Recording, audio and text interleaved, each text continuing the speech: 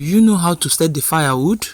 For me, it's always very hard, especially when there is no kerosene. This one, there is no kerosene, but it is very hard. I had to look for papers. I have to look for pieces of papers, for plastic bags. Then I was trying to put a match on those papers and plastic bags to make fire for cooking. But as you can see, I put in the paper, but really it was so hard for me. The fire was not circulating. It was just at one spot.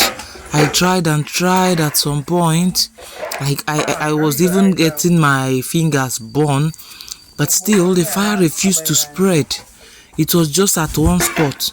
So I was trying my best, thinking of what else to do. The fire could not catch. Oh my God. I now changed and used only the plastics. I put the plastics on top of the firewood. I was just tearing a piece by piece and I was putting on top of it. So as the plastic is burning and melting on top of the firewood, it now looks like or it serves as the kerosene that I didn't have, and suddenly the light started. You see my fire? It's so nice, but it's not easy, oh. It's not easy, oh, without kerosene.